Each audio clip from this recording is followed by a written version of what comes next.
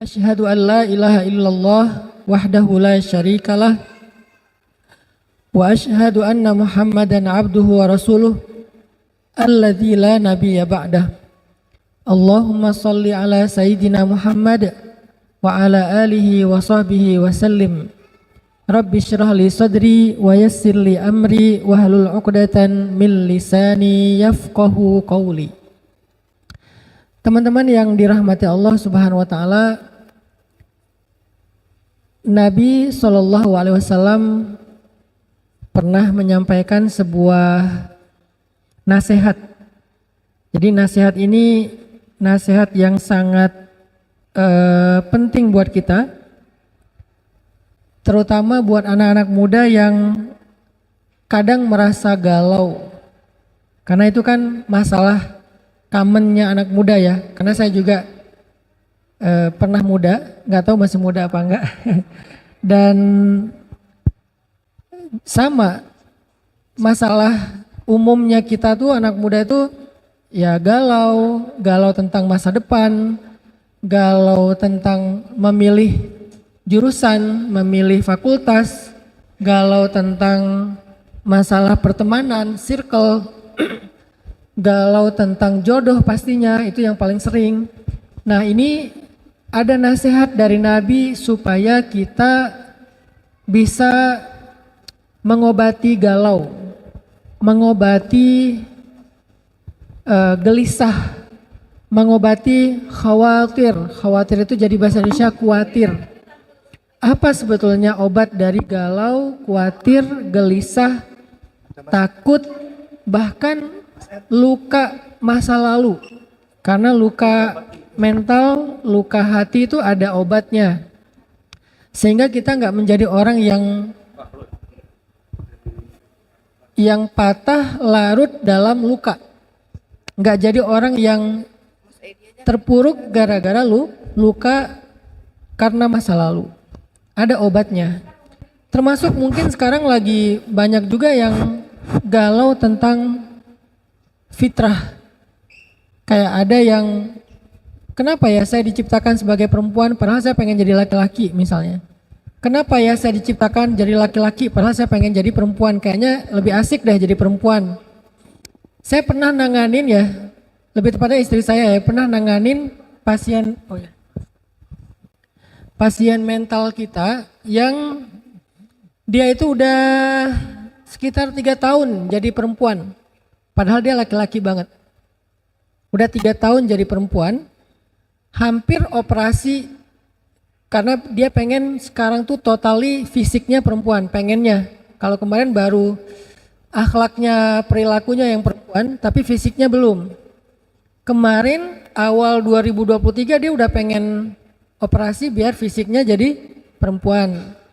Kalau Rumah Teduh itu menangani pasien kanker, kalau Peacefulan menangani pasien mental. Dan kita punya banyak banget pasien-pasien mental anak muda yang hasil bullying di sekolah, yang dipasung 3 tahun lebih di rumahnya sampai maaf makan kotoran sendiri karena dianggap orang yang ODGJ, padahal bukan ODGJ, dia cuman mental. Nah, pasien terbaru kita itu tadi, dia itu udah jadi perempuan 3 tahun, udah punya pacar, pacarnya laki-laki. Jadi udah pacaran, dia sebagai perempuan, pacarnya laki-laki gitu. Dan kata dia enak jadi perempuan. Soalnya kenapa dia jadi perempuan? Awal dia jadi perempuan tuh gara-gara kecewa sama perempuan. Dia itu ditinggalin sama pacarnya perempuan, nikah. Terus dia kayak menyesal jadi laki-laki. Oh gini banget ya jadi laki-laki itu bisa perasaannya nggak dijaga, disakiti, ditinggalin. Ah udahlah saya jadi perempuan aja biar dijaga perasaannya. Akhirnya dia pindah nih, shifting ke perempuan biar perasaannya dijaga. Nah selama dia jadi perempuan, dia ngerasa kayak enak banget, dikasih jajan, ditraktirin makan, dibeliin hadiah, dijaga perasaannya, disayang, diperhatiin gitu kan, selama 3 tahun. Tapi kan ini sesuatu yang gak fitrah. Pas ketemu sama kita ajak diskusi, pelan-pelan berubah. Kita dandanin ulang, kita touch up ulang, kita beliin baju yang laki-laki banget, flanel kotak-kotak, celana. Alhamdulillah udah berubah, sekarang dia kerja di kita sebagai tenaga fisik ya, tenaga kayak buruh gitu, kayak tukang gitu ya di kita, yang fisik banget, udah punya penghasilan sendiri, terakhir kemarin mau nikah sama pasien mental kita yang ada di tempat kita, tapi pasien juga yang udah survive, perempuan. Jadi dia mau nikah sama perempuan, sekarang udah tunangan. Kenapa muncul kegalauan kayak gini? Nah, ini kita pengen bahas nih hari ini. Kenapa ada yang galau masalah fitrahnya? Kok saya perempuan? Kok saya laki-laki? Kok saya nggak jelas mau jadi perempuan apa laki-laki? Kok saya lebih cenderung kepada sesama jenis dan seterusnya? Kenapa saya kok masih jomblo? Kenapa kok saya nggak pernah dapat orang yang ngeklik di hati? Kenapa kok saya jadi orang miskin? Kenapa kok saya punya orang tua yang broken home? Kenapa saya punya ayah dan ibu nggak kayak ayah ibunya teman saya yang mereka tuh happy banget, hangat banget keluarganya? Kenapa kok saya ngambil jurusannya ini padahal kenapa kok saya ngambilnya ekonomi padahal pengen jadi arsitek misalnya, senangnya gambar. Kenapa saya kok disuruh jagain adik padahal saya pengen ada me time. Kita sering mempertanyakan hidup kita sehingga bikin kita tuh kayak protes, galau, nggak puas, beban.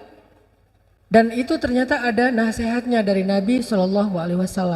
Apa nasihat Nabi dalam hadis riwayat Al-Baihaqi dengan derajat sahih? Kata Nabi, al-iman bil qadari wal qada yuzilul hamma wal hazan. Ternyata kata Nabi, beriman kepada qada dan qadar atau takdir kalau bahasa kita akan menghilangkan alham dan hazan. Dua. Alham dan hazan. Apa itu ham? Ham itu adalah khawatir tentang masa depan. Itu hammun, bahasa Arab. Mengkhawatirkan masa depan. Menggalaukan sesuatu yang belum terjadi. Itu namanya hammun. Sedangkan hazan itu menyedihkan atau marah, terluka, nggak nerima, protes, sedih tentang masa lalu. Jadi kalau ham itu sedih tentang masa depan, kita sebutnya galau, khawatir. Kalau hazan sedih tentang masa lalu, yaitu penyesalan, kemarahan,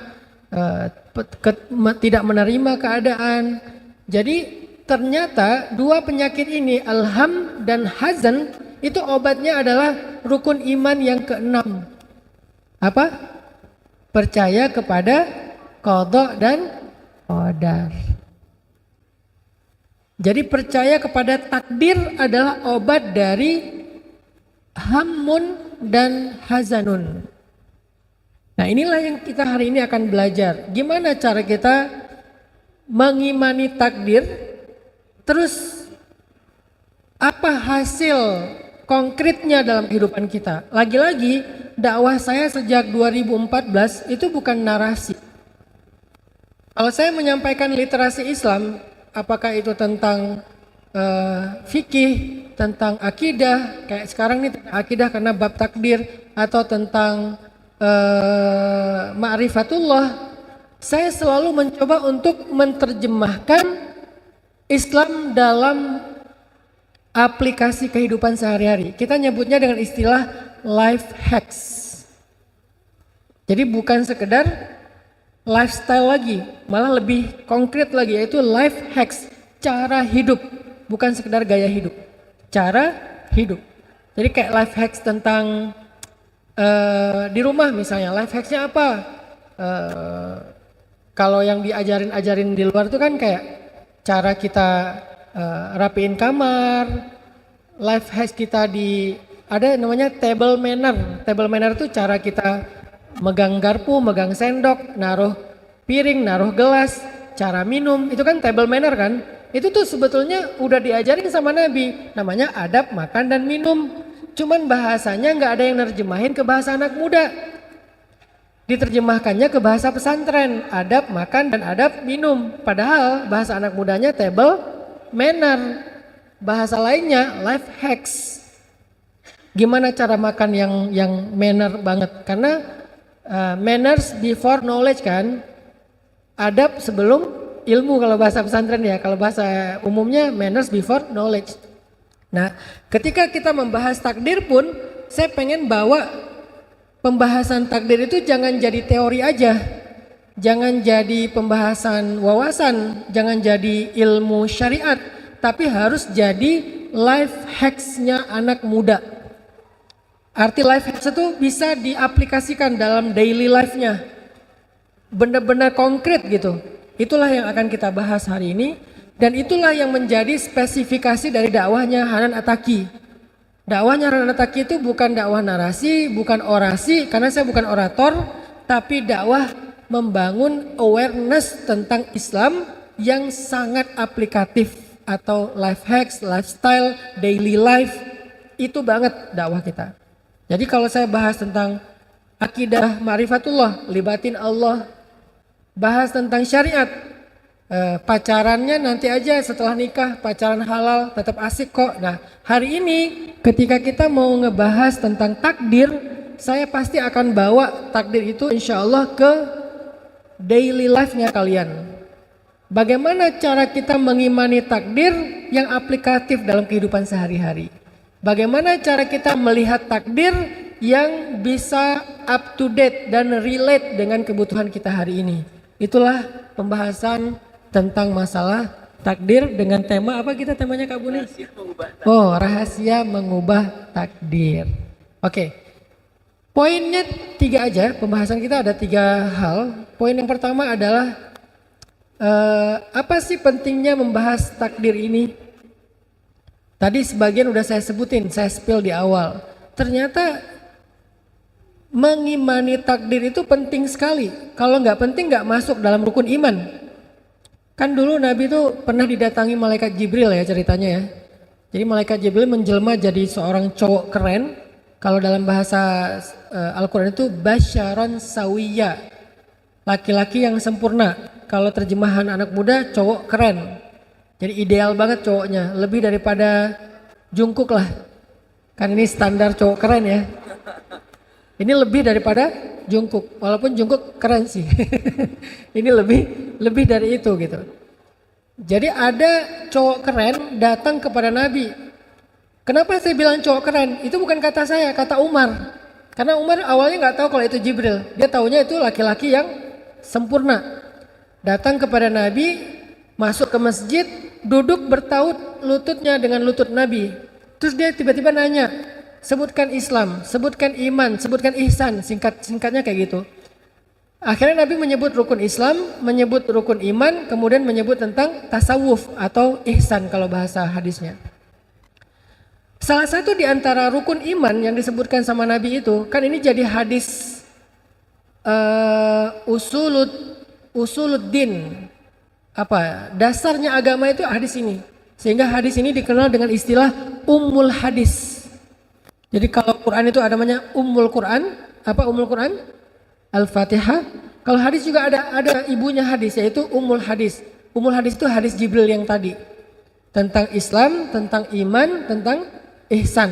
Berarti 3 hal yang dibahas. 1, masalah syariat. Yang kedua, masalah akidah. Yang ketiga, masalah tasawuf. Jadi Islam itu terbagi kepada 3 hal pokok. Akidah, fikih, tasawuf. Jadi kalau ada orang yang mengatakan tasawuf itu bukan bagian dari Islam, berarti dia nggak ngerti hadis Jibril. Karena itu hadis terkenal sekali ya, semua orang ngerti tentang hadis ini. Cuman dulu bahasanya bukan tasawuf, dulu namanya ihsan. Sama aja kayak Islam, dulu namanya Islam, sekarang namanya fikih. Dulu namanya iman, sekarang namanya akidah. Jadi hanya perubahan nama doang, tapi secara substansi sama. Iman, akidah. Islam, fikih. Ihsan, tasawuf.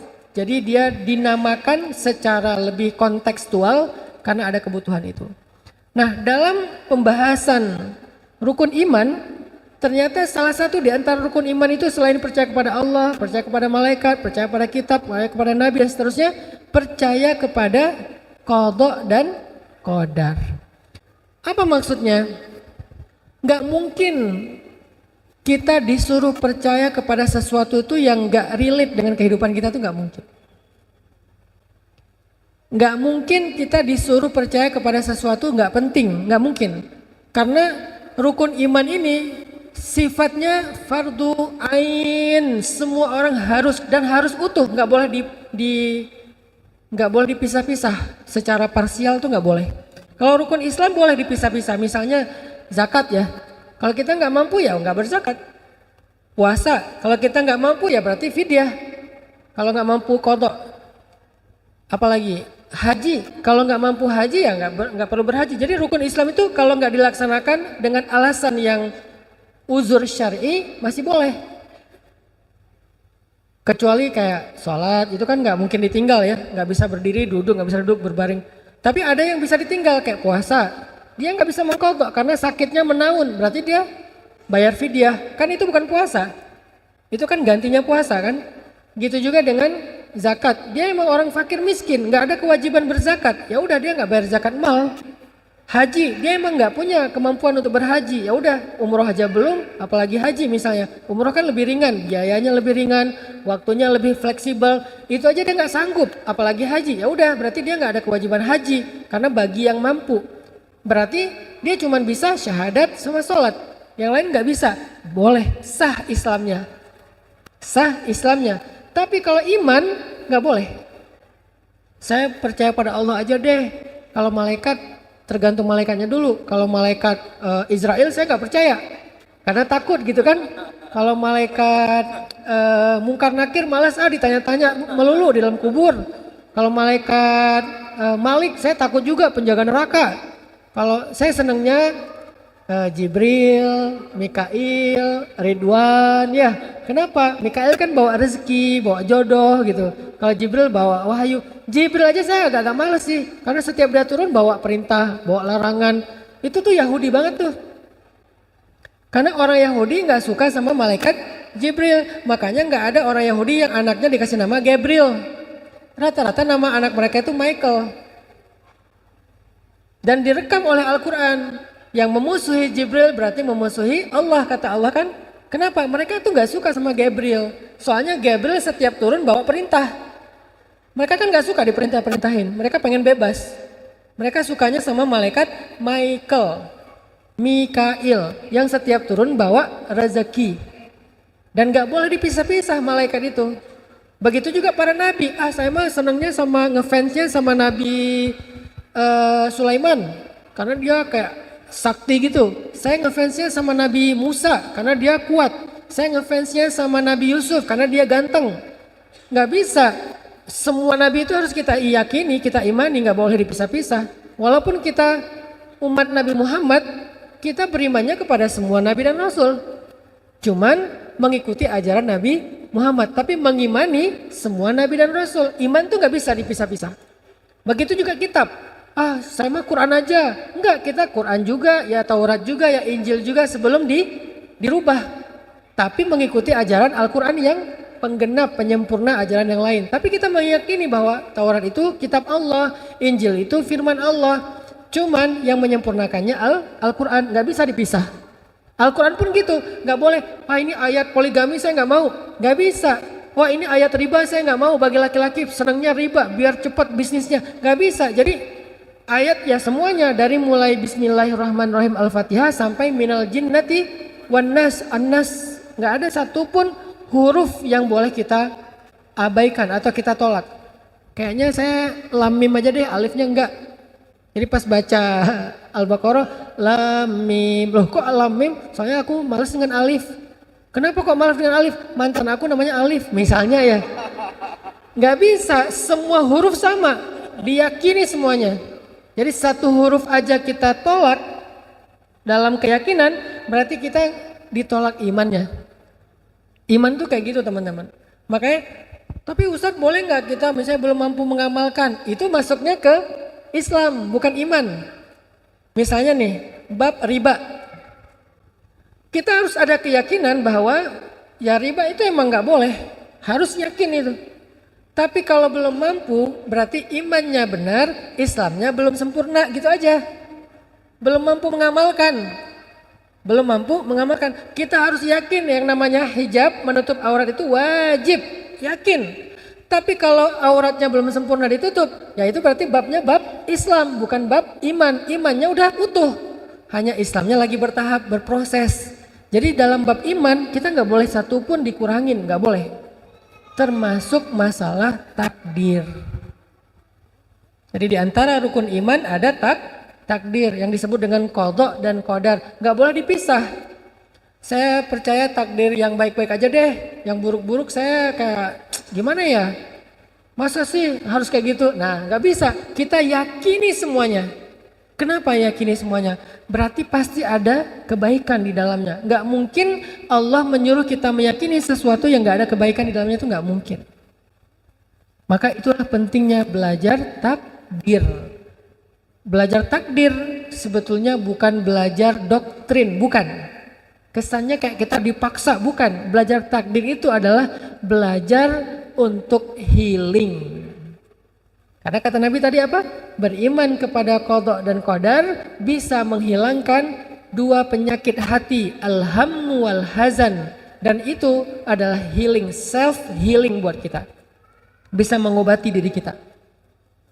Terhadap apa? Terhadap dua penyakit. Penyakit khawatir tentang masa depan, apapun namanya, bisa galau, bisa khawatir, bisa gelisah, dan seterusnya.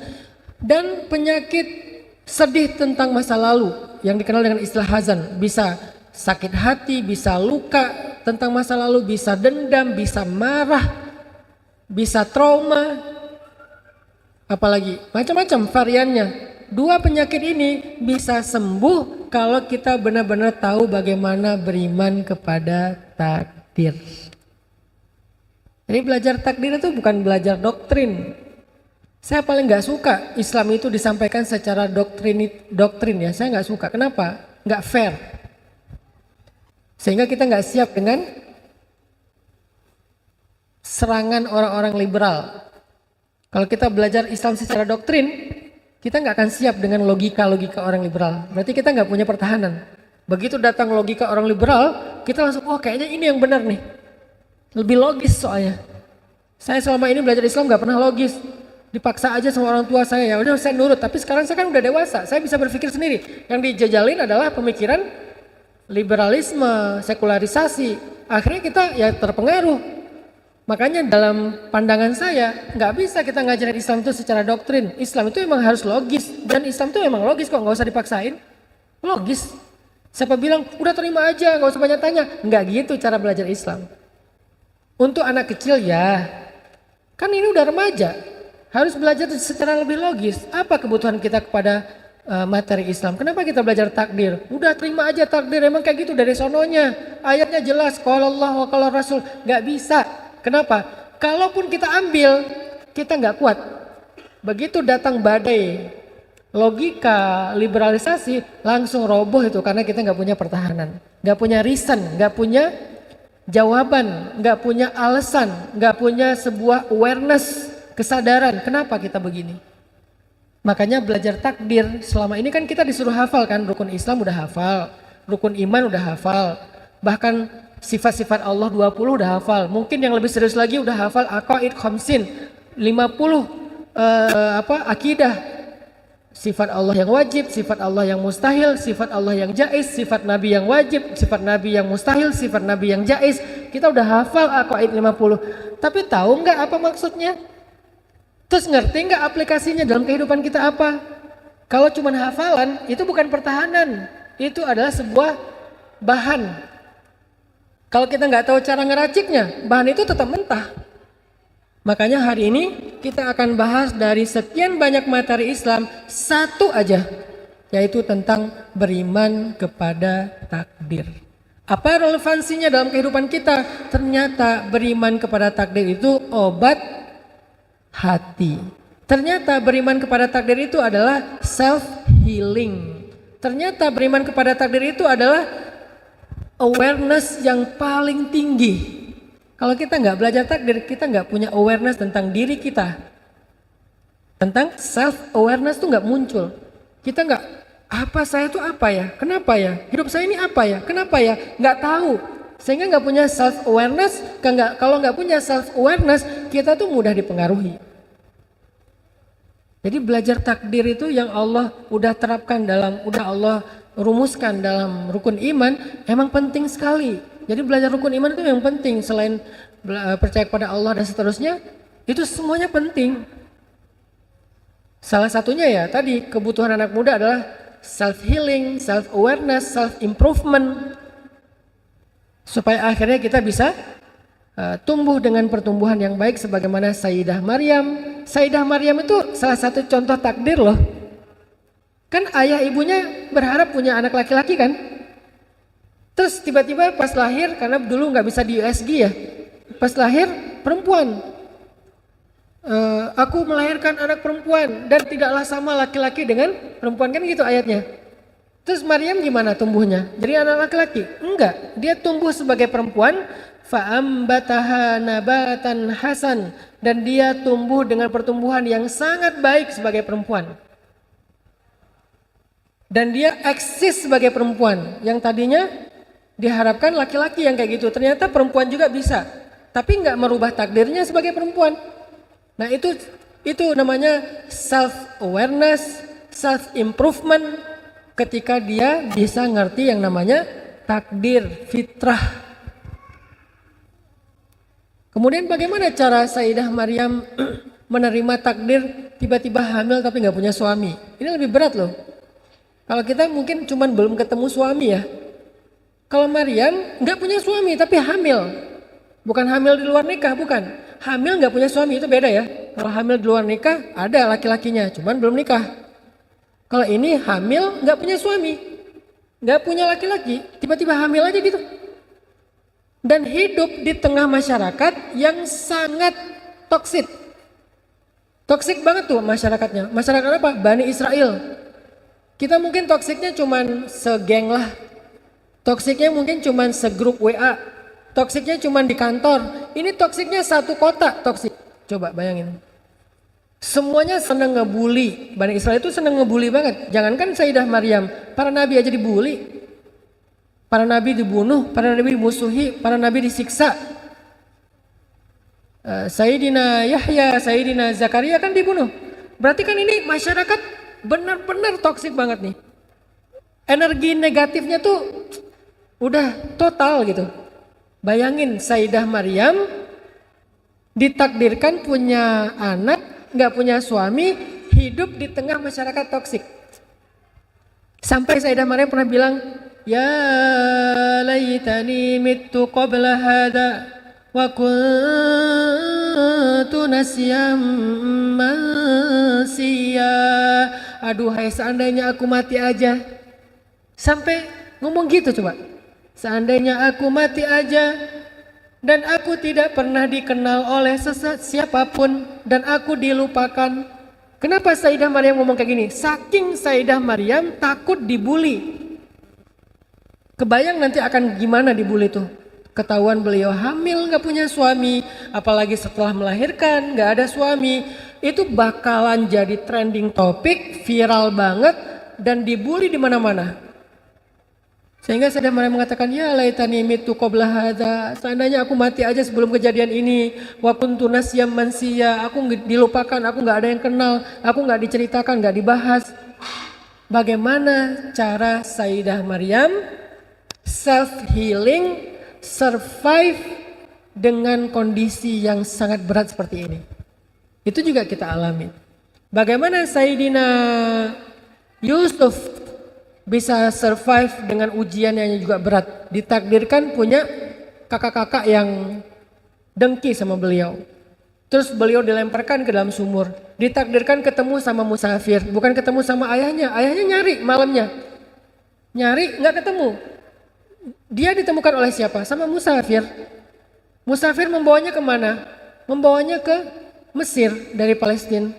Di Mesir tinggal di sebuah rumah pejabat yang perempuannya memfitnah beliau, narik baju beliau sampai sobek, lalu beliau masuk penjara. Itu kan semuanya adalah ketentuan Allah kan?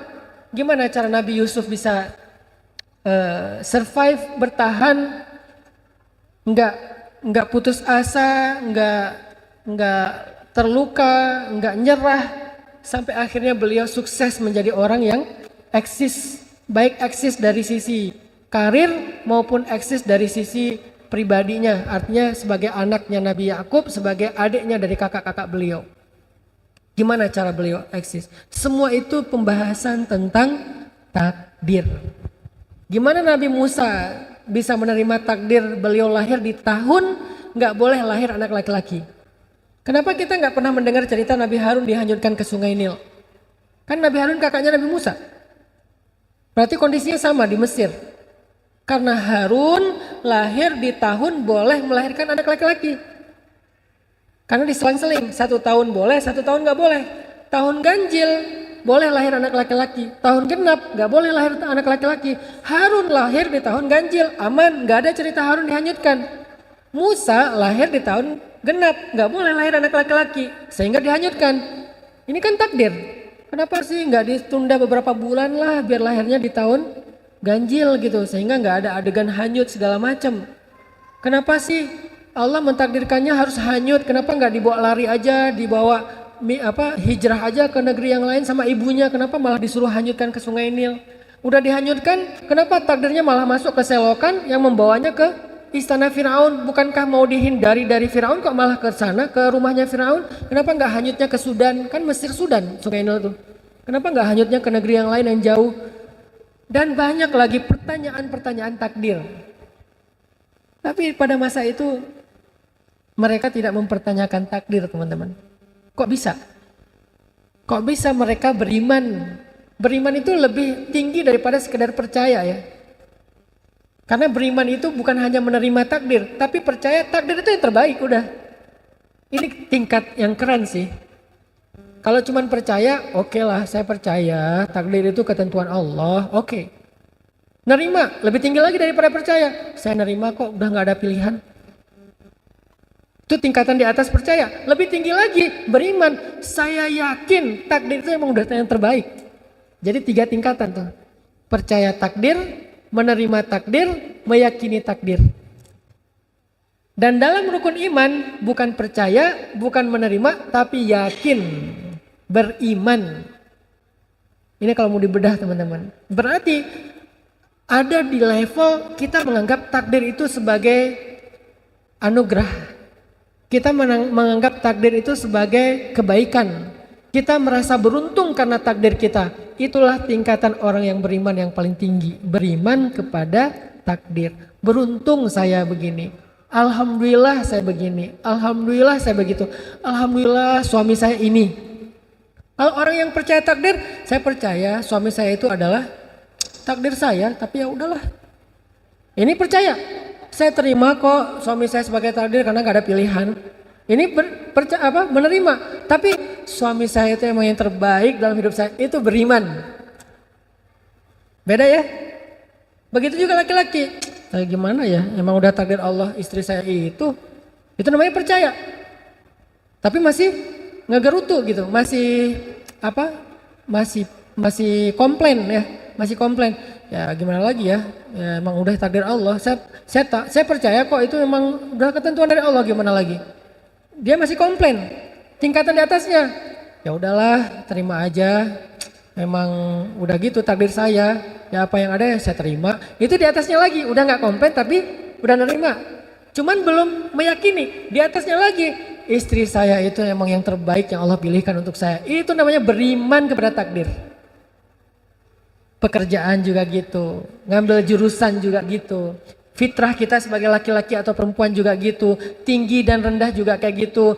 Hitam dan putih juga kayak gitu. Mancung dan pesek juga kayak gitu. Semuanya ada tingkatan percaya, ada tingkatan menerima, ada tingkatan beriman. Orang yang percaya, saya percaya kok kalau hidung saya tuh emang Allah yang cipta, emang kayak gini hasilnya. Saya percaya ini ciptaan Allah, bukan hasil ibu saya ini salah makan apa, bukan.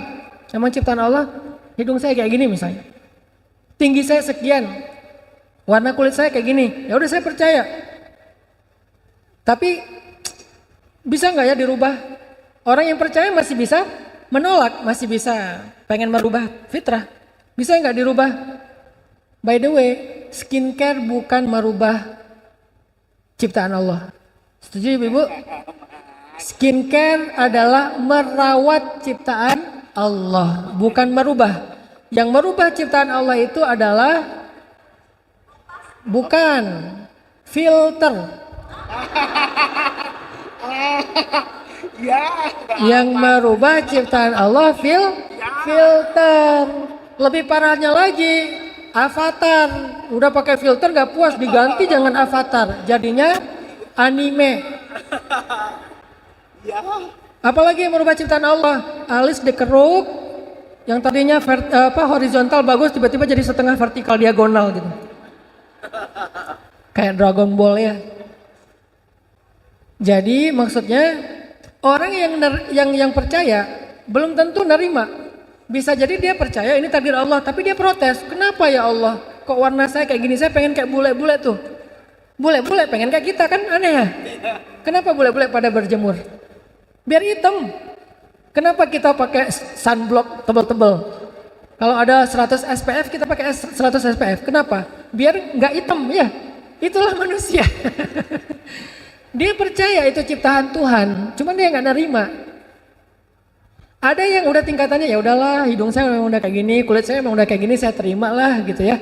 Tapi nggak meyakini itu yang terbaik. Itu namanya nerima. Kalau beriman, alhamdulillah ya Allah saya hitam. Dan hitam itu manis, nggak ada putih manis kan? Hitam manis ya. Saya suka lagu-lagu timur sih. Hitam-hitam manis banyak ya lagu-lagu timur yang kita suka dengar gitu di mobil. Itu kan hitam manis kan? Hitam manis itu, hitam itu campurnya manis. Putih. Ya manis juga. Ini namanya nerima. Ya udahlah kulit saya hitam, saya terima aja lah. Udahlah saya nggak mau protes. Tapi orang yang beriman, alhamdulillah kulit saya hitam. Alhamdulillah rambut saya keriting. Alhamdulillah ayah saya ini, alhamdulillah ibu saya ini, alhamdulillah pasangan saya ini, alhamdulillah anak saya ini, alhamdulillah pekerjaan saya ini, alhamdulillah. Dia alhamdulillah terus, itu namanya beriman kepada takdir. Bukan cuman percaya, bukan cuman nerima, tapi yakin itulah yang terbaik. Itulah yang disebut dengan beriman kepada takdir, teman-teman. Kalau udah sampai ke level itu, makanya kata Nabi, hilanglah hammun wal hazan. Hilanglah rasa khawatir, hilang juga rasa kecewa. Kalau udah sampai di level beriman. Tapi kalau masih percaya atau nerima, belum tentu hilang. Ustadz, saya percaya kok ke takdir, tapi kenapa saya masih gelisah? Karena masih percaya, belum beriman. Ustadz, saya nerima kok ketentuannya hidup saya kayak gini, kenapa masih sedih, kecewa? Karena baru nerima, belum beriman. Ayatnya, hadisnya, beriman. Kata Nabi, al-imanu bil qada'i wal qadar, beriman kepada qada dan qadar, bukan percaya, bukan nerima, tapi beriman, meyakini inilah yang terbaik. Meyakini inilah yang terbaik. Terus kenapa kok judulnya merubah takdir? Nanti kita bahas. Karena merubah takdir kesannya kayak gak nerima ya, pengen dirubah aja. Boleh gak Ustadz saya kembali masuk ke mesin waktu, kembali ke masa lalu, nggak jadi nikah sama orang ini misalnya. Boleh nggak saya cari yang lain aja, saya nyesel nikah sama dia. Ini kan berarti dia percaya tapi nggak nerima, sehingga dia pengen merubah. Apakah itu maksud dari judul merubah takdir? Nah nanti kita bahas. Makanya satu-satu ya, bahas takdir ini angle-nya beda sama yang teman-teman biasa dengar kan. Biasanya kan dengar takdir itu ya udah, kalau nggak masuknya kadang kalau pembahasan versi orang liberal ya, karena masuknya kalau nggak ke Jabariyah ya Qadariyah. Bahaya banget tuh. Kalau nggak Qadariyah, Jabariyah. Qadariyah itu apa? Hidup kita itu kita yang tentukan. Kita punya pilihan, kita punya kehendak, kita yang menentukan baik buruknya. Semuanya itu believe in yourself. Agak materialistis dan liberal. Nggak percaya kepada ketentuan Allah. Kita tuh harus mengandalkan diri kita sendiri. Kita nggak bisa ngandalin orang lain. Kita nggak bisa berharap ke siapa-siapa. Kita lah yang menentukan masa depan. Kita yang berusaha menjada wajada. Ini jadinya ke arah apa? Qadariyah. Sehingga nggak ada peran Tuhan di situ. Kalau nggak ada peran Tuhan, ya udah nggak usah berdoa. Nanti muncul pertanyaan yang agak nakalnya apa? Ngapain sih rajin-rajin sholat? Emang kalau udah rajin sholat hidup kamu berubah? Gitu. Itu Qadariyah banget tuh. Warnanya warna qadariyah. Emang kalau kamu udah rajin ngaji, hidup kamu bakal bahagia? Bukankah hidup itu tergantung kita? Itu tuh qadariyah banget. Cuman istilahnya bukan qadariyah sekarang. Istilahnya apa? Believe in yourself. Sebetulnya ini adalah awareness dengan warna qadariyah, aliran sesat yang ada di zaman dahulu. Dulu aliran sesat akidah tuh banyak. Ada Khawarij, ada Syiah, ada Mu'tazilah, ada Qadariyah, ada Jabariyah. Yang belajar sejarah akidah tahulah. Banyak banget, lebih daripada 100 aliran. Yang kemudian diluruskan lagi sama Ahlus Sunnah wal Jamaah yang inisiatornya adalah Abu Hasan Al-Asy'ari sama Abu Mansur Al-Maturidi. Kita mengenalnya dengan istilah akidah Ahlus Sunnah wal Jamaah atau akidah Asy'ariyah. Itu meluruskan akidah setelah menyimpang. Beda sama sahabat, sama. Kenapa nggak balikin aja ke sahabat? Sama, balik ke sahabat dan Nabi. Cuman karena penggagasnya adalah Abu Hasan Al-Asy'ari dikenal dengan istilah nama akidah Asy'ariyah. Sebetulnya akidah Asy'ariyah itu akidah Nabi dan para sahabat, salafus sholih. Jadi jangan dibikin seolah-olah aswaja dengan Nabi dan sahabat itu kayak berbeda gitu ya.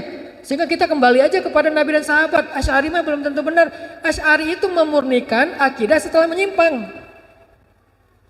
Di tahun kedua Hijriah, di abad kedua Hijriah terjadi penyimpangan akidah. Tadi ada Qadariyah, ada Jabariyah, ada banyak varian, Mu'tazilah juga. Sehingga karena menyimpangnya luar biasa, datanglah Abu Hasan Al-Asy'ari untuk meluruskan kembali, mengembalikan, mentajdid, memperbaharui seperti akidahnya Nabi dan sahabat. Maka sejak saat itu dikenal dengan istilah Ahlus Sunnah wal Jamaah atau akidah Asy'ariyah. Jadi bukan aliran baru, itu bukan. Itu fitnah. Kalau mengatakan Asy'ariyah itu adalah aliran baru, itu fitnah. Balik lagi ke cerita takdir. Kalau versi Qadariyah, hari ini anak-anak muda yang alirannya udah mulai Qadariyahan itu sering bilang kayak tadi tuh, ngapain sih rajin-rajin sholat, ngapain sih rajin-rajin ngaji, ngapain sih rajin-rajin ke masjid. Emang kalau kamu sering ke masjid hidup kamu bakal berubah?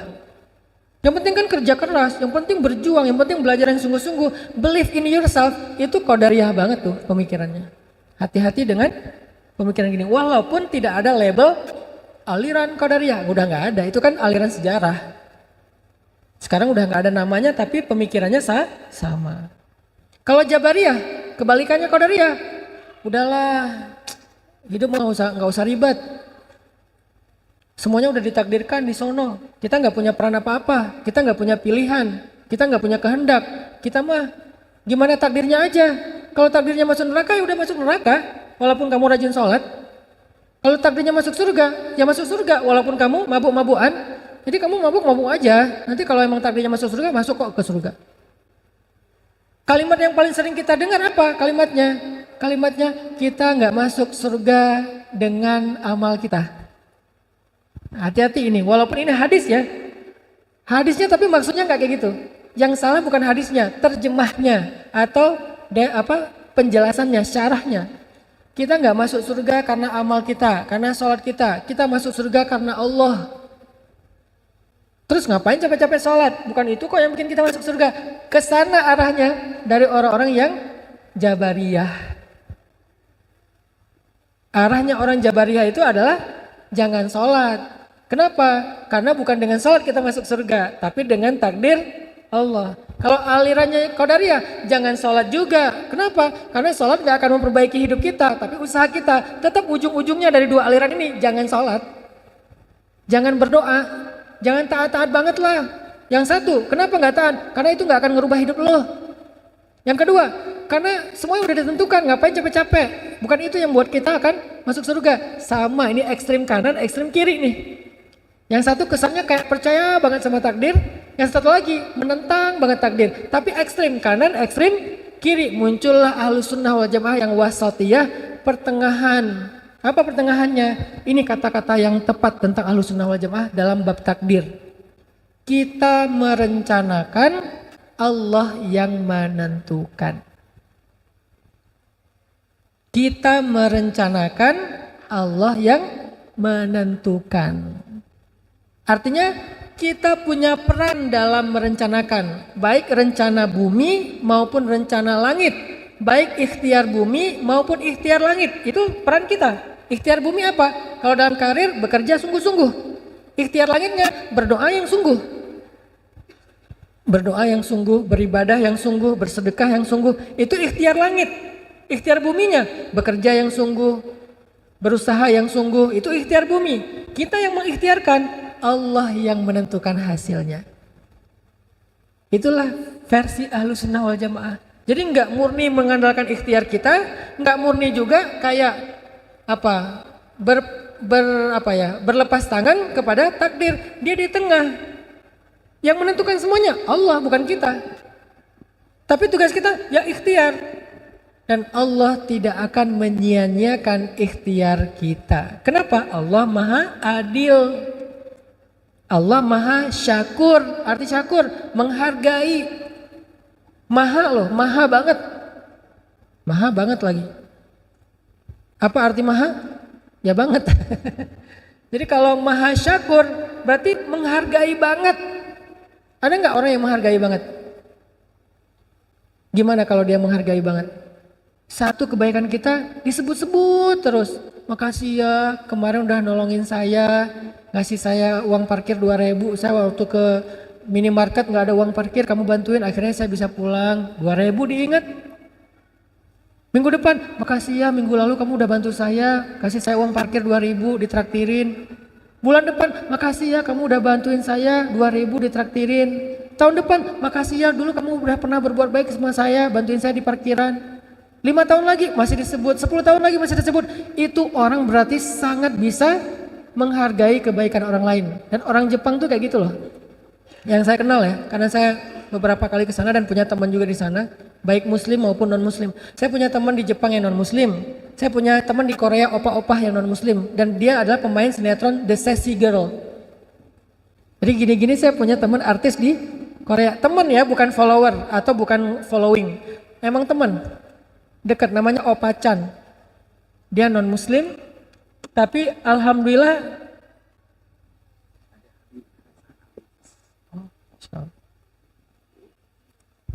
Masya Allah. Ada Habib Hasan Al-Idrus. Assalamualaikum. Sehat Habib, silakan. Sehat.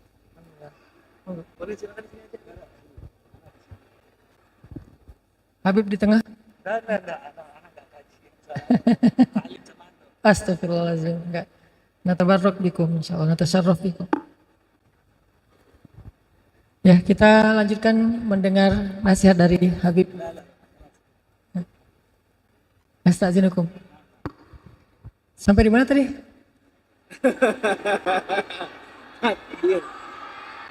Opa-opa Korea.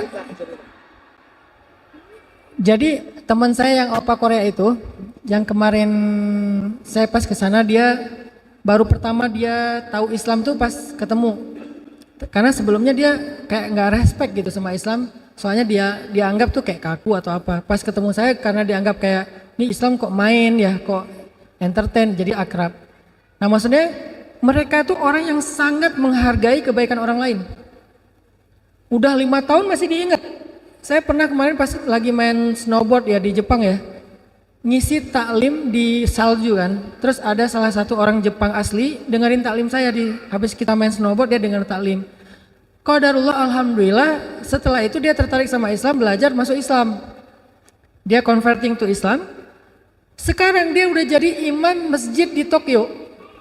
Jadi sensei, jadi guru agama Islam di Tokyo. Kemarin pas saya datang lagi, dia ketemu saya 2018. Kemarin 2023 saya ke sana lagi. Dia nyamperin, pas tahu poster saya ada kajian di Jepang, dia nyamperin. Saya udah lupa kan. Dia bilang, "Ustadz ingat nggak dulu waktu di gunung mana gitu, saya juga lupa nama gunungnya. Saya dengar taklim Ustadz. Saya berkesan. Sekarang saya belajar Islam terus, saya udah jadi muslim. Sekarang saya jadi sensei, jadi guru Islam di Masjid Tokyo. Itu karena asbab Ustadz gini. Dia ingat kebaikan itu. Saya juga udah lupa. Itu yang namanya mindfulness of others. Ingat banget dengan orang lain. Allah lebih dari itu karena Allah asy-syakur. Jadi kalau manusia aja ada yang ingat kebaikan kita bertahun-tahun, Allah udah pasti lebih. Sehingga nggak mungkin takdir Allah itu dalam rangka menzolimi kita. Takdir Allah dalam rangka menyia-nyiakan amal kita. Anni la udhi'u amala amilin minkum min dzakarin wa unsa. Aku tuh nggak pernah nyia-nyiain amal kalian, baik laki-laki maupun perempuan, kata Allah. Semuanya ada balasannya. Walaupun mithqala dzarrah, walaupun sekecil butiran padi, Allah menghargai itu. Makanya dalam bahasa kita tadi, kita merencanakan, Allah yang menentukan. Tetapi Allah pasti menentukan yang terbaik buat kita. Itu yang dimaksud dengan beriman kepada takdir. Jadi beda sekali antara percaya takdir dengan beriman takdir. Apa bedanya? Percaya takdir cuman tahu, ya ini saya diciptakan sebagai laki-laki, itu Allah yang ciptakan, percaya saya. Tapi belum tentu menerima. Tapi kenapa ya kok laki-laki, kan saya pengen jadi perempuan. Kalau mau kayak gitu, saya tuh lebih bisa mempertanyakan, suara saya ini udah cocok nih. Saya paling sebel kalau nelpon operator tuh. Halo, ada yang bisa dibantu bu? Bu, saya berewokan, saya bilang.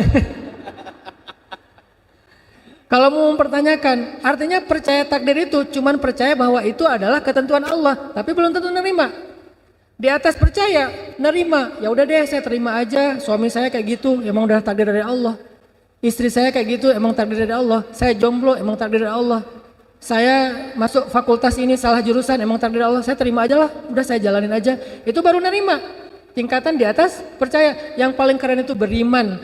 Inilah yang terbaik. Kita percaya, yakin bahwa inilah yang terbaik. Oh, suami ini, inilah yang terbaik untuk saya. Istri yang ini, inilah yang terbaik untuk saya. Harta segini, inilah yang terbaik untuk saya. Karirnya begini, inilah yang terbaik. Itu baru disebut dengan beriman kepada takdir. Lebih tinggi dari percaya, lebih tinggi dari nerima.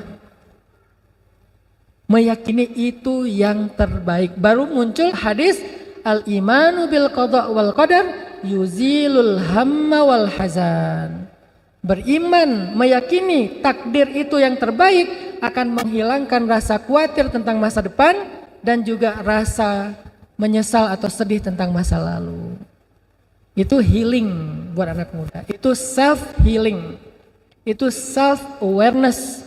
Barulah dengan itu kalian bisa self improvement, mengembangkan diri kalian. Gak bisa kalian self improvement dengan memprotes takdir. Gak bisa kalian self improvement masih dengan mempertanyakan kenapa harus begini. Gak bisa. Saya pulang dari Mesir, beres kuliah di Mesir, saya pulang ke rumah ke kampung istri saya di Jawa Timur. Di Jawa Timur 6 bulan baru istri saya diundang untuk ngajar bahasa Arab di Bandung, karena istri saya juga di Mesir, dia ngajar di Bandung. Pas saya sampai di Bandung awal-awal, kita tinggal tuh di rumah tempat pembuangan sampah. Karena kita nggak sanggup ngontrak rumah ya, jadi kita tinggal di sebelah pembuangan sampah. Kak Buni tahu banget lokasinya, itu masih kumuh sampai sekarang. Kalau saya mempertanyakan takdir, saya waktu itu mungkin akan bertanya, kenapa kayak gini? Kenapa saya saking miskinnya pernah makan sampah loh, nasi yang dibuang orang. Karena saya lapar banget 3 hari nggak makan, saya cari nasi bekas buangan orang yang masih layak dimakan, saya makan. Kenapa harus kayak gitu? Kalau mau mempertanyakan takdir, nggak nerima. Walaupun saya percaya itu dari Allah, tapi pertanyaannya kenapa? Kan itu berarti belum nerima ya, baru percaya ya. Tapi karena saya beriman, nggak mungkin sia-sia, nggak mungkin ini buruk, pasti ada kebaikan di dalamnya. La'allahu khair, bahasa kita semoga ada hikmahnya, kan gitu ya. Saya percaya banget itu. Wa asa an takrahu syai'an wa huwa khairul lakum. وعسى أن تحبوا شيئا وهو شر لكم والله يعلم وأنتم لا تعلمون. Bisa jadi kalian benci sesuatu padahal itu baik untuk kalian. Bisa jadi kalian menyukai sesuatu padahal itu buruk untuk kalian. Kok bisa gitu? Karena Allah lebih tahu sedangkan kalian enggak tahu. Jadi jangan sok tahu. Kalimat terakhir bukan ayat ya, itu tafsir. Jangan dibilang mana ayatnya, jangan sok tahu, nggak ada ayatnya. Kalimat terakhirnya cuma sampai Allah lebih tahu sedangkan kalian tidak tahu. Kesimpulannya jangan sok tahu. Udah ikut aja, tapi ikhtiar. Jangan qadariyah yang mengandalkan ikhtiar tapi nggak percaya Allah. Jangan jabariyah yang pasrah-pasrah aja nggak mau ikhtiar. Jadilah ahlus sunnah wal jamaah di tengah-tengah. Kita ikhtiar, Allah yang menentukan. Kita percaya ketentuan Allah itu yang terbaik. Dan Allah menghargai ikhtiar kita. Jadi teman-teman, pas waktu itu saya percaya ini pasti ada kebaikan di dalamnya. Apa kebaikannya? Hari ini saya ngerti. Kalau saya waktu itu punya kerjaan ngajar di kampus atau ngajar di madrasah seperti istri saya, mungkin saya nggak akan pernah bikin dakwah tren anak muda, yaitu tren hijrah, nggak akan pernah. Karena saya udah fokus aja ngajar di akademis. Dunia akademis, jadi nggak masuk ke dunia out of the box-nya anak muda gitu. Karena saya nggak ngajar di kampus, nggak di dunia akademik, saya harus muter otak nih, bikin apa nih? Saya mencoba untuk nerjemahin buku, ternyata nggak ada yang mau nyetak. Saya nulis buku, nggak ada yang mau nerbitin. Akhirnya karena nggak ada yang mau nerbitin buku saya terbitin sendiri. Jadilah saya pengusaha penerbitan dan percetakan. Udah alhamdulillah stabil, settle dengan usaha percetakan. Naik lagi saya bikin usaha jual beli pulsa. Waktu itu belum kayak sekarang ya, ada di mana-mana dulu masih susah. Saya punya 60 cabang jual beli pulsa di Bandung dalam hitungan bulan. Dari situ naik lagi jual beli mobil second karena saya hobi mobil, beli jual. Udah gitu naik lagi ke properti, main di properti. Dari mana? Dari awalnya karena nggak keterima ngajar di kampus, nggak keterima ngajar di madrasah. Soalnya pemikirannya agak beda orang ini satu. Jadi nggak kayak apa ya, nggak bisa, mungkin nggak bisa ikut yang mainstream, senangnya yang anti mainstream dan out of the box. Akhirnya karena alhamdulillah saya jadi programmer dakwah, nggak jadi ngajar aja, saya banyak bikin program. Saya bikin sekolah di Tuban, Jawa Timur. Sekarang jadi sekolah terbesar di Tuban, milik Bupati Tuban. Dulu belum jadi bupati, namanya Bina Anak Soleh. 6 bulan saya di sana, saya bikin sekolah. Sampai jadi wakil kepala sekolah, saya hijrah ke Bandung, bikin lagi program di Salman ITB, namanya Rumah Quran. Jadi program Rumah Quran. Sekarang saya bikin dakwah tren. Jadi bukan bikin pesantren, tapi menyebarkan pesan lewat tren. Makanya pelesetannya pesan _ tren. Pesannya apa? Hijrah. Tapi hijrah ini jangan jadi ceramah, harus jadi tren lifestyle-nya anak muda. Bikinlah tren hijrah 2015. Sampai sekarang masif tren hijrah di seluruh Indonesia. Dan nggak boleh kita bikin cabang. Jadi pemuda hijrah nggak ada cabang, cuma ada satu di Bandung. Kenapa? Karena yang besar itu gagasan, bukan yayasan. Yayasannya kecil, dia sebagai vehicle, sebagai operator, tapi gagasannya yang dibesarkan. Milik semuanya, masing-masing punya nama sendiri-sendiri. Muncullah Hijrah Fest, muncullah komunitas hijrah di seluruh Indonesia, dan dia berkembang improvement sendiri-sendiri. Tren hijrah itu namanya dakwah tren. Setelah dakwah tren 8 tahun, sekarang kita bikin pesan _ tren, kawasan anak muda. Yang pertama ada di situ apa? Sekolah Rimba Indonesia, SD gratis. Kenapa Ustaz bikin SD gratis? Karena anak saya masuk SD. Kok bikin sekolah sendiri Ustaz? Soalnya di sekolah yang lain, anak saya disuruh potong rambut. Saya pengen anak saya gondrong. Soalnya kalau gondrong itu keren. Dan Nabi juga kan rambutnya sepundak. Dan nggak jorok, nggak keurus, tetap rapi, tetap berminyak, tetap indah, tetap good looking ya. Makanya saya pengen Yahya itu rambutnya gondrong, agak ikal, ala-ala pantai banget lah. Pas masuk ke TK sama gurunya disuruh potong rambut, saya bilang ya udah bikin sekolah. Bikinlah sekolah Rimba Indonesia, tagline-nya di sini boleh panjang rambut. Emang kalau orang yang gondrong itu gak rapi? Ya tergantung dia ngerawat rambut ya. Ada yang pendek tapi gak bersih misalnya. Tapi yang panjang bersih bisa aja. Akhirnya bikin sekolah Rimba. Tahun ini karena anak saya ada yang masuk SMA, bikin lagi sekolah SMA gratis namanya 20 Mind Sociopreneur School. Kurikulumnya dari mana? Kita kombinasi. Satu dari PBB, SDGs. Jadi Sustainability Development Goals Jadi ada kayak goals tentang masalah sustainability lifestyle, kita masukin dalam kurikulum. Terus ada global change maker, terus ada namanya ASOKA, juga tentang change maker. Terus pastinya dari Islam, karena kita menguasai di bidang itu. Jadilah sekolah 20 Mind dengan tagline Success Before 20.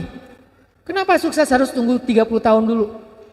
Sebelum 20 tahun dia bisa jadi CEO kok. Dia bisa punya business owner, dan kita punya banyak cerita tentang itu, dan kita punya komunitas atau ekosistem yang bisa kayak gitu bikin. Itu adalah hikmah, itu adalah takdir terbaik dari saya nggak keterima ngajar di kampus, nggak keterima ngajar di madrasah. Yang keterima berarti itulah takdir terbaik dia. Saya nggak keterima, itulah takdir terbaik saya. Begitu orang yang beriman kepada takdir, bukan cuma percaya, bukan cuma nerima, tapi beriman, meyakini takdir itulah yang terbaik untuk dia. Bisa jadi karena kita dikasih ujian di dalam rumah. Saya punya teman ya, dia diuji dengan anak yang istimewa. Gimana istimewanya? Autis. Karena anaknya ini istimewa, bapaknya juga diberikan rezeki yang istimewa.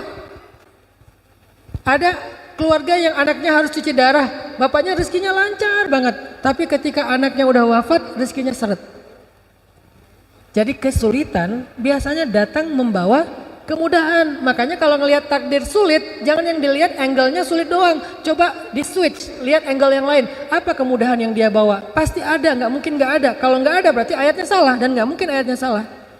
Bersama kesulitan ada kemudahan, bersama kesulitan ada kemudahan. Satu paket. Jadi kalau kita diuji dengan suami, mungkin kita diberkahi dengan anak. Diuji dengan anak, diberkahi dengan keluarga. Atau diuji dengan keluarga, diberkahi dengan teman. Diuji dengan teman, diberkahi dengan sahabat yang lain, dan seterusnya. Gak pernah sendiri, pasti berdua dengan kemudahan. Itu satu paket. Makanya beriman kepada qadha dan qadar, syarrihi wa khairihi. Yang buruk menurut kita ataupun yang baik. Karena dua-duanya, kalau yang baik ya berarti baik. Kalau yang buruk minimal membawa kebaikan. Makanya saya sering bilang quote-nya gini. Kalau pasangan kita bukanlah kebaikan dalam hidup kita, menurut kita nggak ada kebaikannya, maka sesungguhnya kebaikan hidup kita datang lewat dia. Yakinlah itu. Kalau pasangan kita, pekerjaan kita, nasib kita, keadaan kita bukanlah kebaikan menurut kita dalam hidup, maka yakinilah kebaikan datang melalui itu. Mungkin suami kita bukan kebaikan, Ustadz. Udah saya pikir-pikir tentang suami saya, nggak ada kebaikannya. Kayaknya nggak mungkin sih. Tapi kalaupun ya kayak gitu, walaupun nggak mungkin ya, kecuali suami kita Firaun kali ya. Kalau suami kita Firaun, oke, nggak ada kebaikannya. Siapa yang kayak gitu? Ya Asia, istri Firaun. Ada nggak kebaikan Firaun? Ada, Ustadz. Apa? Dia nggak poligami. Itu bukan kebaikan. Misalnya Firaun, sebutlah Firaun sebagai ujian bagi Asia. Kan gak ada kebaikan Firaun kan? Gak mungkin ada orang bilang, menurut saya Firaun itu baik juga sih. Sebetulnya Firaun itu kasihan ya. Ada yang kasihan sama Firaun? Ada yang ngefans sama Firaun? Dek, namanya siapa? Firaun, Om. Loh, kok namanya Firaun? Soalnya ayah aku ngefans banget sama Firaun. Gak ada ya? Mau orang Islam, mau orang Nasrani, mau orang Yahudi, gak ada yang ngefans sama yang namanya Firaun. Lintas agama loh, itu musuh bersama itu. Saking nggak ada kebaikannya Firaun. Kalau ada satu saja kebaikan Firaun, Allah udah kasih dia hidayah. Karena Allah nggak akan menyia-nyiakannya ya. Karena nggak ada sama sekali kebaikan Firaun, makanya nggak dikasih hidayah. Makanya dia dibinasakan. Nah, kok Asia dikasih suami yang nggak ada kebaikan sedikit pun? Kalau Asia boleh bilang memang nggak ada kebaikan pada suami saya. Kalau kita nggak bisa sih. Memang suami kita Firaun. Suami saya, emang suami ibu siapa? Ustadz. Firaun? Bukan, Firman. Ya tetap ada kebaikan. Kalaupun menurut kita nggak ada kebaikan, kayak Firaun misalnya, maka sesungguhnya kebaikan datang melalui Firaun. Apa kebaikannya Asia melalui Firaun? Dengan ujian Firaun, Asia bersabar, maka Allah berikan kebaikan yang sangat besar kepada Asia. Apa? Satu, Allah jadikan Asia itu satu dari 4 perempuan sempurna di muka bumi. Cuma ada 4. Asia, Sayyidah Maryam, Sayyidah Khadijah, Sayyidah Fatimah. Kok nggak ada Aisyah? Aisyah itu perempuan istimewa. Beda kategori. Kalau yang ini istimewa, yang ini sempurna. Beda-beda. Semuanya juga baik, semuanya juga keren. Cuman beda istilah. Khadijah, Fatimah, Maryam, dan Asiyah perempuan sempurna. Allah sempurnakan dia justru karena kekurangan lewat suaminya. Satu. Kedua, apalagi kebaikan Asiyah yang sangat besar justru datang bersama kesulitan Firaun. Allah jaminkan Asiyah masuk surga, bahkan Asiyah sudah bisa melihat surganya dibuka hijab ketika Asiyah masih di bumi. Masih di bumi bisa ngelihat surga, sehingga wafatnya walaupun tersiksa dalam keadaan tersenyum. Kenapa kok malah tersiksa tapi tersenyum? Karena melihat surganya, mencium aroma surga, merasakan indahnya angin surga, melihat pemandangan surga yang akan ditempati, sehingga rasa siksaannya Asiyah itu gak kerasa, ketutup sama indahnya nikmatnya surga. Itu namanya fa inna ma'al usri yusra, inna ma'al usri yusra. Itu poin kedua tentang takdir. Poin pertama, pentingnya belajar takdir ternyata untuk healing. Poin kedua, gimana cara kita ngelihat takdir? Lihatlah takdir dengan iman, dengan husnudzon billah, berbaik sangka kepada Allah. Gak boleh kita ngelihat takdir seperti kacamata qadariyah, bahwa semuanya kita yang tentukan, atau kacamata jabariyah bahwa semuanya udah diatur, kita mah gak ada peran apa-apa, jadi gak usah ngapa-ngapain. Tapi kita melihat takdir dengan iman dan husnudzon, yakin bahwa ini yang terbaik. Mau yang kita anggap buruk, apalagi yang kita anggap baik. Itulah yang terbaik. Kalau yang kita anggap baik, ini udah paling terbaik, gak ada yang lebih baik lagi dari ini untuk kita. Kalau yang kita anggap buruk, bersama dia ada kebaikan, atau di dalamnya ada kebaikan, kita aja yang menganggapnya buruk. Pakai surat Al-Baqarah, wa asa an takrahu syai'an huwa khairul lakum. Pakai surat An-Nisa, wa asa an takrahu syai'an wa yaj'alallahu fihi khairan katsira. Pakai surat Al-Insyirah, fa inna ma'al usri yusra, inna ma'al usri yusra. Ini poin kedua cara kita memandang takdir. Baru poin yang ketiga, apakah takdir bisa berubah? Coba teman-teman sekalian buka firman Allah di dalam surat Ar-Ra'd ayat 39. Ada berita gembira buat kita di dalam ayat ini. Surat Ar-Ra'd ayat 39.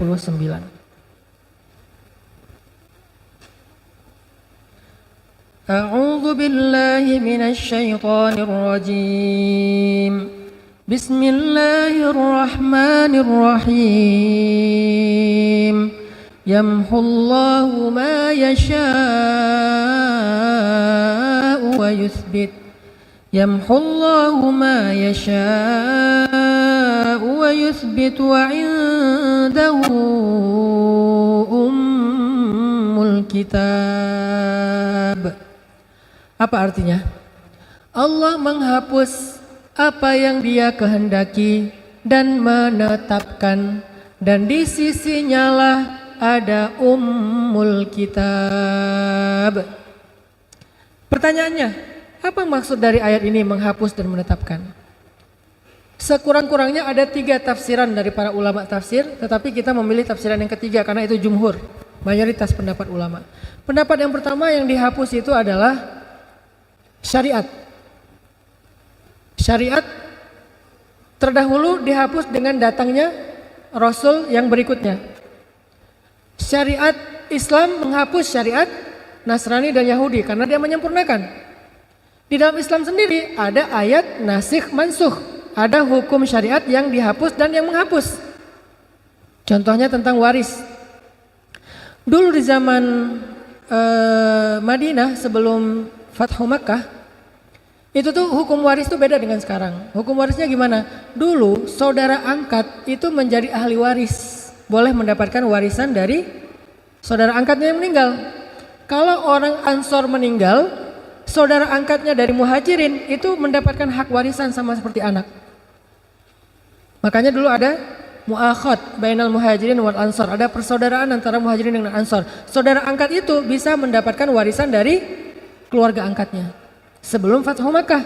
Karena muhajirin masih miskin, masih susah. Setelah Fathu Makkah, hukum itu dirubah karena nggak ada kebutuhan lagi. Maka setelah Fathu Makkah, saudara angkat tidak lagi boleh menerima warisan dari keluarga saudara angkatnya. Dia boleh menerima hibah dan seterusnya. Tapi kalau warisan nggak bisa. Hanya anak biologisnya dan itu sesuai dengan pernikahan. Kalau biologis tapi tidak pernikahan juga nggak dapat. Nah ini artinya menghapus. Ini tafsiran pertama ya. Banyak contoh-contoh yang lain. Yang kedua, yang menghapus di sini apa? Dosa. Dengan taubat Allah menghapus dosa. Jika Allah berkehendak Allah mengampuni, jika Allah berkehendak Allah mengazab. Itu yang pendapat kedua. Jadi kalau kita bertobat dosa kita dihapuskan. Kalau kita zikir dosa kita dihapuskan. Kalau kita sholat dosa kita dihapuskan. Orang yang sholat 5 waktu sehari itu kayak orang yang mandi di sungai sehingga nggak ada lagi kotoran di tubuhnya, dihapuskan. Itu tafsiran yang kedua. Tapi tafsiran yang paling banyak ulama tafsir yang dihapus di sini adalah takdir. Pertanyaannya takdir yang gimana yang dihapus? Kok ada kata-kata umul kitab? Bukankah ada hadis rufi'atil aqlam wa juffatis suhuf? Pena sudah diangkat sementara kertas sudah kering. Terus juga ada hadis Nabi Bukhari Muslim bahwa manusia dalam kandungan ibunya setelah 40 hari dibentuk menjadi segumpal darah, kemudian segumpal daging, kemudian dibentuk rupa, lalu ditiupkan ruh, lalu datanglah malaikat untuk mencatat ajalnya, rezekinya, bahagianya, sengsaranya, kan udah dicatat semua. Terus yang dihapus yang mana?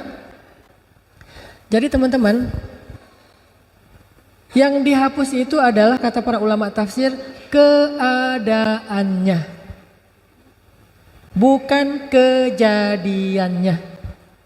Contoh, kita matinya kapan? Itu udah takdir tercatat di Lauhul Mahfuz. Nama lain dari Lauhul Mahfuz itu adalah Ummul Kitab.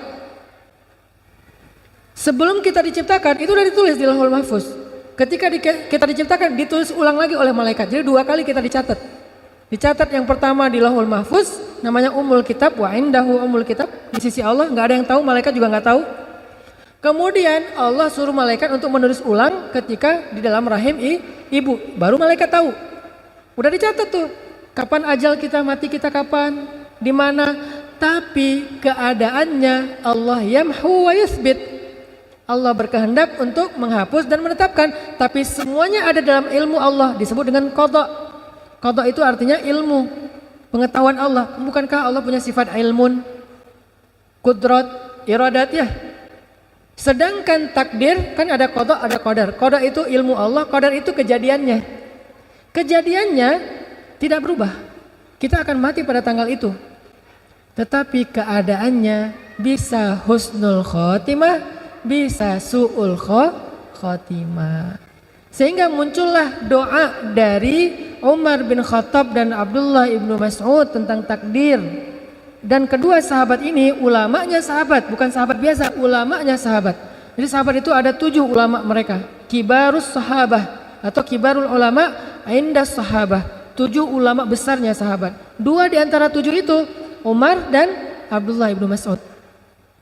Kedua orang ulamanya sahabat ini pernah berdoa gini, Allahumma in kunta katabtani min ahlil syaqiyah famhini waktubni min ahlis sa'adah fa innaka tamhu ma tasha wa tuthbit wa indaka ummul kitab.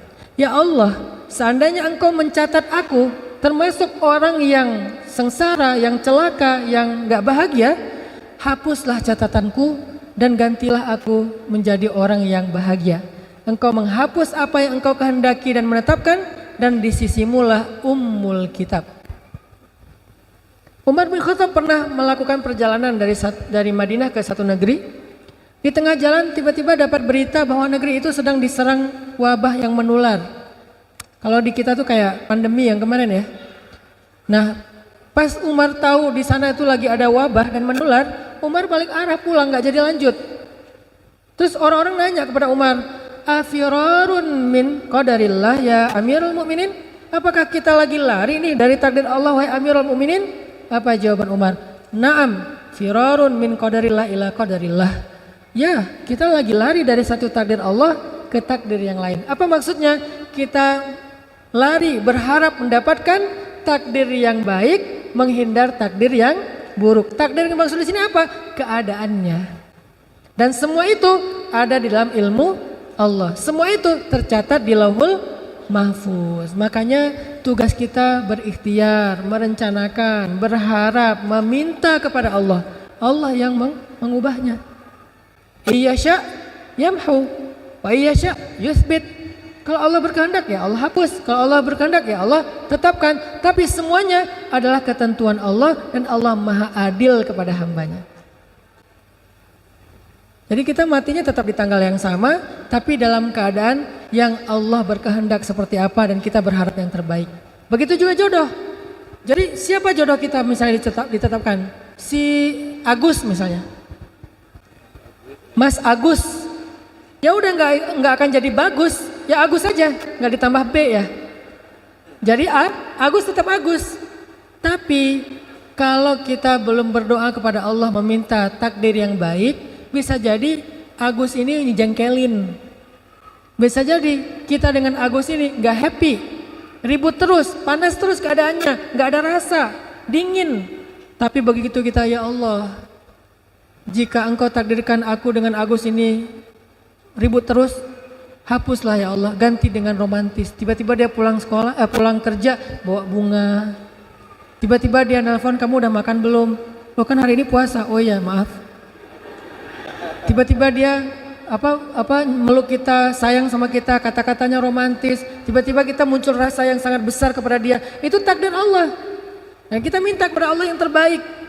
Orangnya nggak berubah, tapi keadaannya berubah. Anaknya nggak berubah, tapi kesolehannya berubah. Pekerjaannya nggak berubah, tapi keberkahan rezekinya berubah.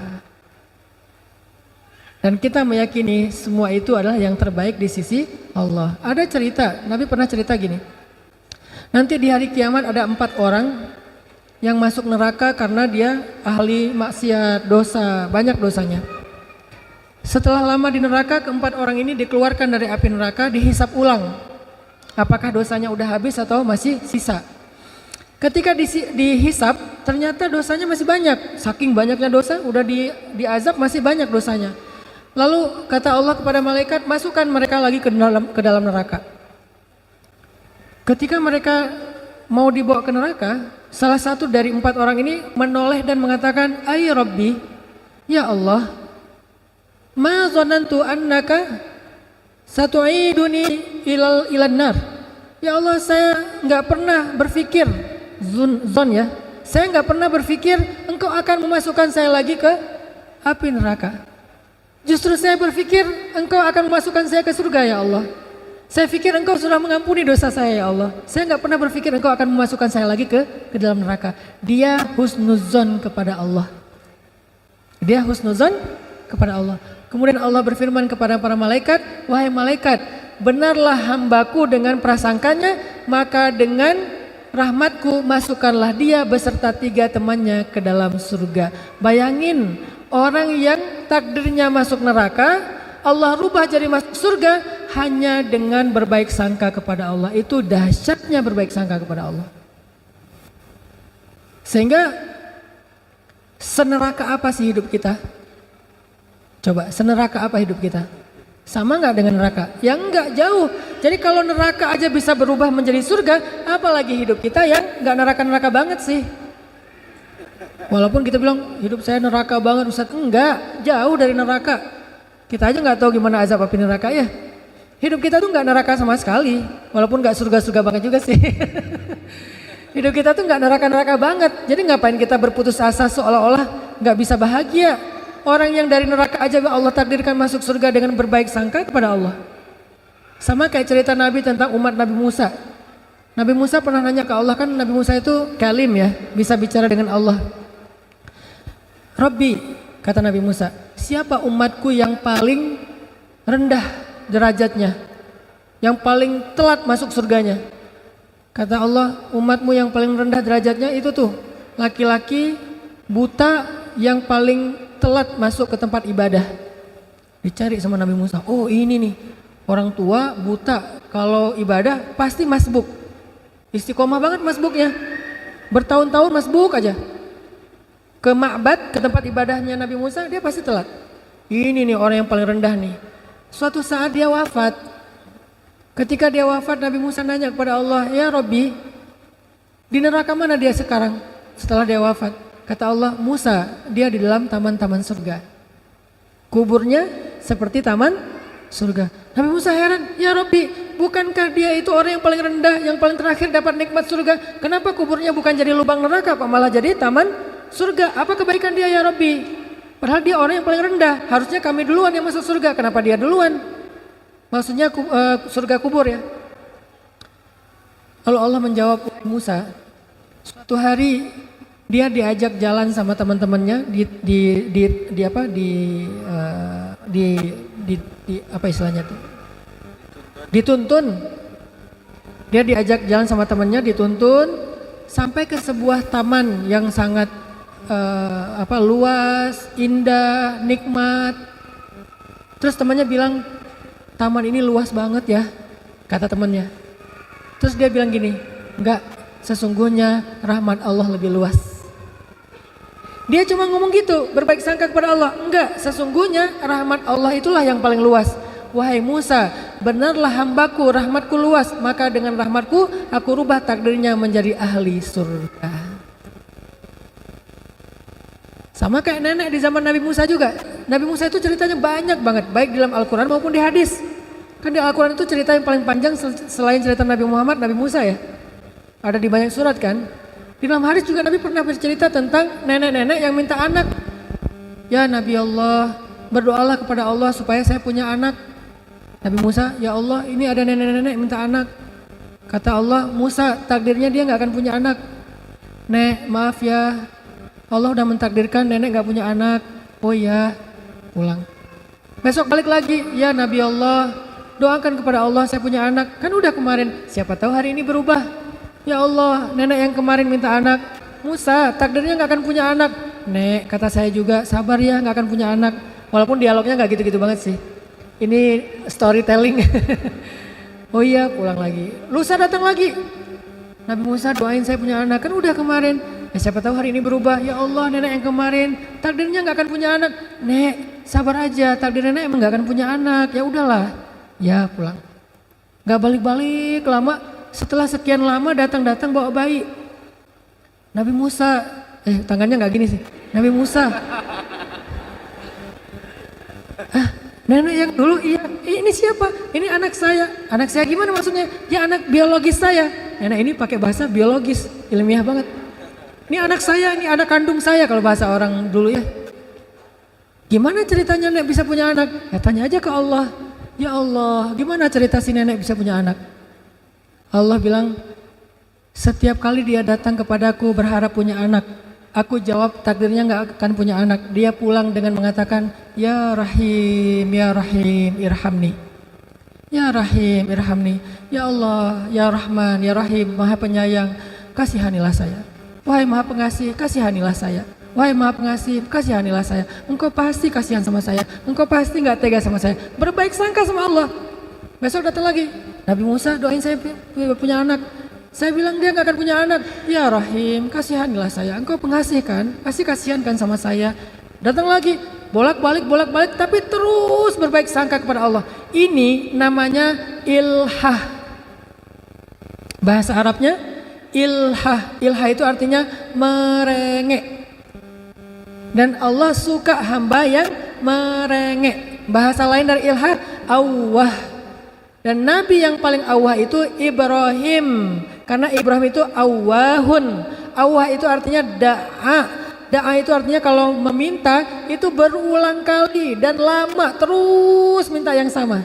Sebagaimana Nabi Ibrahim minta anak sampai 50 tahun. Nabi Zakaria minta anak juga 50 tahun. Gak pernah berubah. Kita baru sehari 2 hari.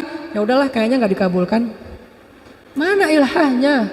Alihu ila rabbikum, ilhahlah kepada, merengeklah kepada Rabb kalian. Allah itu pasti akan menghargai rengekan kita. Gak terganggu loh, gak enak loh merengek sama Allah, ntar Allah repot.